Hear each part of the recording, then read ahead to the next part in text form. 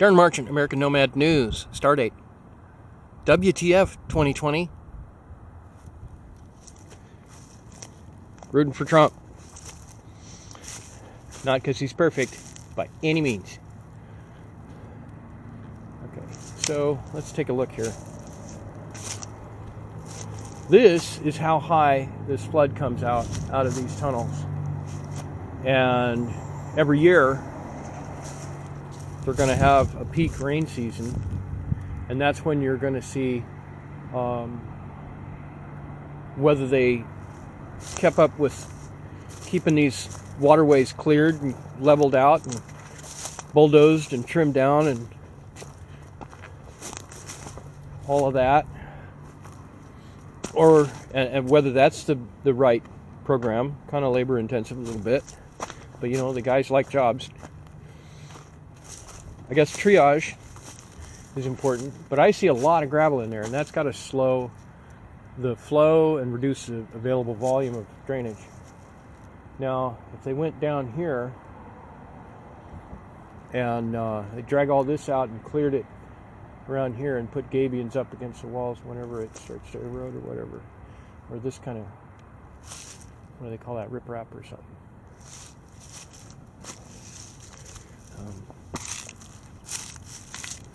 Looks like 6 or 8 inch minus. Big rocks carefully stacked by guys who are really buff or good with the hydraulics, or both. Okay, that's kind of what's going on with one of these drainages. On the other side, it's a little more fancy. Got that big L. It's all cleaned out down through there. It looks nice. Let's go look at the contrast. We'll go across the street for a minute. It is wide open today. Very little traffic. I'm going to go look at the drainage over on this side. Now this is right in with the residentials. This has all been processed for viewing. Check that out. Okay, so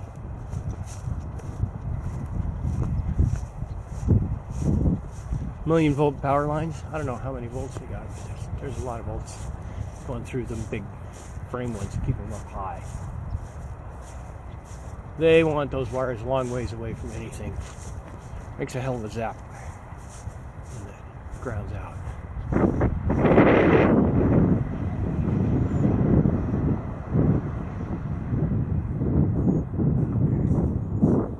That's cool stuff.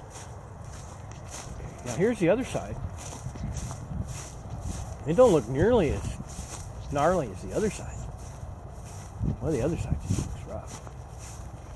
But then that rough, it does catch a lot of stuff.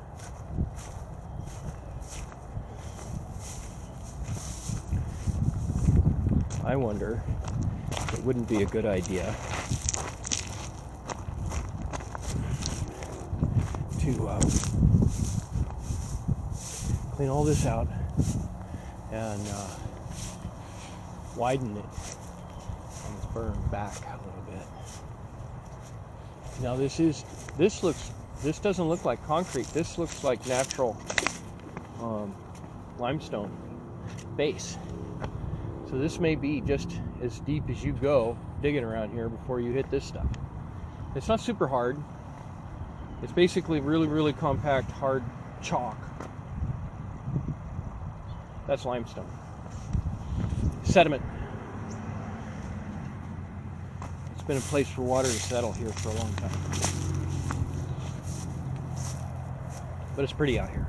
Okay. It's all cleaned up. But those tunnels are filled with gravel. And they're under the roadway. Now if you clear all the obstruction out of just inside these tunnels, and this being open, then anything that's in the way on the other side is just going to push it out of the way, and the volume will stay as low as it's going to get. for your available volume. You can't move more volume through a hole than the size of the hole. And when you fill the holes with gravel, it reduces the size of your hole. So, like this log down here, I'd take that out of the way. I'd take all that stuff out of the way. And I'd run those little, I get one for each of these tubes. I'd have a guy assigned with one of those little mini front end loader thingies. I forget what, you always see them at rental yards. Somebody told me what the industry reference for that is.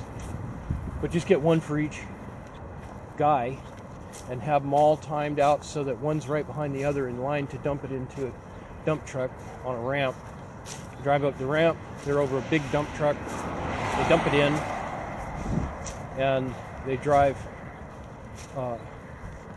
past and out, and the next guy comes up behind, they go back into their assigned hole and just clean them out really quick. Go to the next big one sized out like this. Similar project. That's a thought. I don't know. How many minutes do we have? 6 minutes. Nothing being set in stone, except we need to get off this planet. And guys need work, and they need experience in running front-end loaders and excavators and heavy equipment of all kinds. And then we need to give them something else to do that's different than what they're used to, and do it all the time. Have a new situation every day. Train them to do one thing, turn around and train them to do something else. If they're not getting it right, put them back on something that they're good at, and keep training them once a week at least. Right.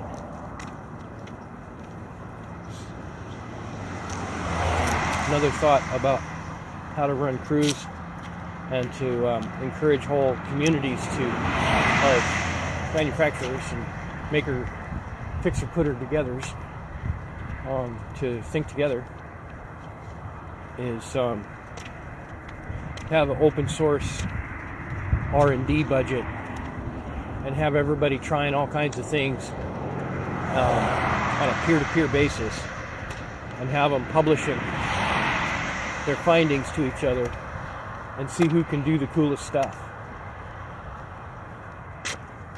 We got an interesting little paver here with it's got a dead little dragonfly on it.